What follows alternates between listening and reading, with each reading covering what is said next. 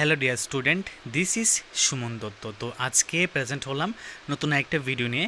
আজকে থাকছে ত্রিপুরা ক্লাস 10-এর জন্য ইম্পর্টেন্ট ম্যাথ। তোমাদের আপকামিং যে কোনো এক্সাম আসুক, হাফ ইয়ারলি এক্সাম আসুক, ইনফ্যাক্ট টেস্ট আসুক, অথবা তোমাদের ফাইনাল এক্সামই আসুক, মানে 10-এর যে মাধ্যমিক এক্সাম সেটাই আসুক, তার মধ্যে দেখো এই রকমের বা এরকম সিস্টেমের অঙ্কটা কিন্তু খুবই গুরুত্বপূর্ণ। এখানে কী দেওয়া আছে প্রশ্ন, যে প্রদত্ত চিত্রে ত্রিভুজ এ বি সি এর ডিই সমান্তরাল বিসি, তাহলে এক্স এর মান নির্ণয় করো। মানে এখানে বলেছে যে এই যে ডিই যেটা হবে এটা সমান্তরাল কিন্তু বিসি, তাহলে এখানে অনেকগুলো এক্স আছে, এক্স এর মানগুলি আমাদের বলতে হবে। তো আমরা লিখতে পারি যে প্রদত্ত চিত্র অনুযায়ী এই যে এডি এডি সমান্তরাল কি ডিভি, মানে এটা, মানে এইটা যা হবে এই পার্টটাও সেম হবে, ইজিক্যাল টু দিয়ে এ ই সমান সমান ইসি, এটাও হতে পারে।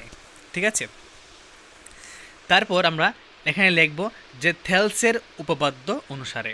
ঠিক আছে, তারপর দেখো এখানে এডির মান কত, এডির মান এক্স চিত্রের মধ্যে আছে, দেখে নেবে। আর ডিবির মান এক্স প্লাস ওয়ান, এ ইর মান এক্স প্লাস থ্রি, আর ই সির মান হলো এক্স প্লাস ফাইভ।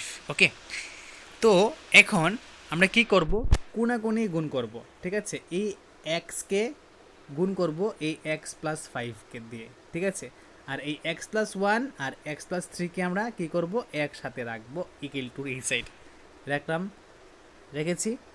রাখার পর এখন দেখো অর দেব, এই এক্স দুইটা একসাথে কানেক্ট হলে কত হবে এক্স স্কোয়ার, আর এক্সের সাথে 5 গুণ করলে হবে 5x।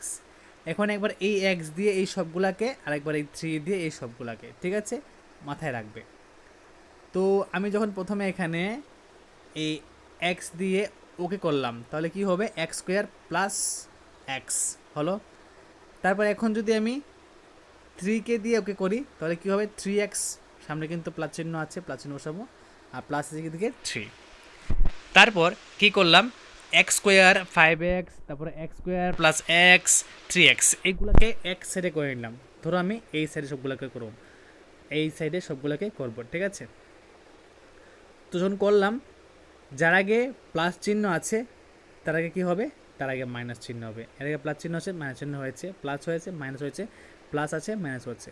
ঠিক আছে, তাহলে সমান সমান 3। তো কি হচ্ছে এখানে দেখো, প্লাসের একটা এক্স স্কোয়ার মাইনাস একটা এক্স স্কোয়ার কাটা যায় সব সময়। তো এখানে 5টা এক্স প্লাসের আর 4টা এক্স মাইনাসের, তাহলে এক্স কত, এক্স ইকুয়াল টু 3।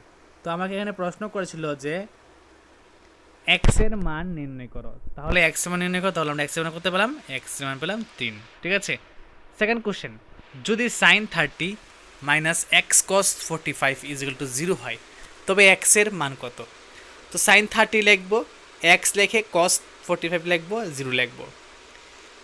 sin 30 মান half minus x into cos 45-এর নাম 45-এর মান হলো 1/√2 ইকুয়াল টু 0। তো কী করলাম এখানে করলাম যে এই যে এই এক্সটাকে আমি এখানে উপরে শিফট করলাম। ঠিক আছে, বাকি সব সেম থাকবে।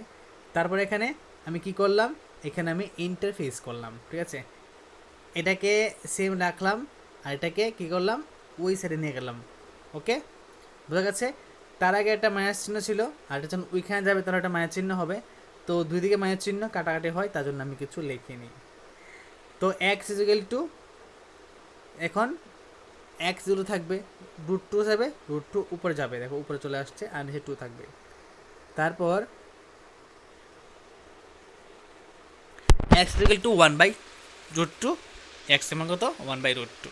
তো যদি আজকের ভিডিও তোমাদের কাছে ভালো লাগে থাকে, অবশ্যই ভিডিওটা সবার সাথে শেয়ার করবে, এবং তুমি যদি চ্যানেল নতুন হয়ে থাকো তাহলে চ্যানেলটা সাবস্ক্রাইব করে রাখবে, এবং অবশ্যই প্রশ্নগুলা যা দিচ্ছি আমি সবগুলো খাতায় নোট ডাউন করে রাখবে তোমাদের ইন ফিউচারে বা পরীক্ষায় কাজে দেবে।